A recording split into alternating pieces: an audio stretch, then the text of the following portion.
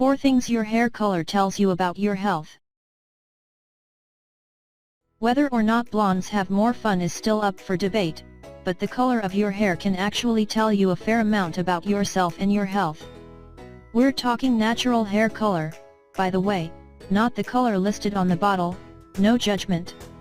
That specific natural hue is determined by genes passed your way from your parents, although scientists haven't exactly pinned down the equation that resulted in your specific shade of chocolate brown or strawberry blonde strands. Genetic mystery aside, here are a few things science does know about what your hair color says about you. Your hair color can predict your skin cancer risk. Redheads make up only about 1 to 2% of the population worldwide, yet 16% of melanoma patients have red hair.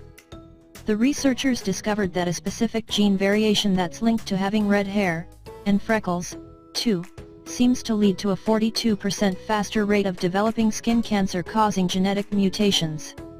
That's like having had an extra 21 years of sun exposure, the researchers estimate. And your sensitivity to pain. Redheads are also unlucky when it comes to pain.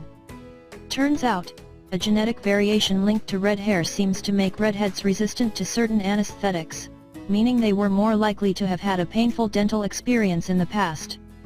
Redheads often also need higher doses of anesthesia to numb pain, possibly because the gene variation leads to changes in how they metabolize the drugs. It may pose a risk to your vision. As we age, many of us will slowly start to lose some of our vision in a pattern called age-related macular degeneration. With AMD, vision typically starts to blur in the center, with the blur then moving outward. It's most likely to develop after age 60, and smoking doubles a person's risk of AMD. But hair color also seems to play a role. People with blonde or red hair who also had medium or high sun exposure during their teenage years, more than 2 hours outside a day during the summer, were more likely to develop AMD, compared with those who had low sun exposure, categorized as less than 2 hours outside a day during the summer. It may increase your risk of Parkinson's disease. Sorry again, redheads have higher risk of Parkinson's disease among red-haired folks than those with black hair, particularly among people who developed the disease before hitting 70 years old. While the exact reason isn't totally understood, the researchers hypothesized that melanin, which gives hair and skin its pigment, might bind to toxins and protect darker-haired people from the degenerative disease.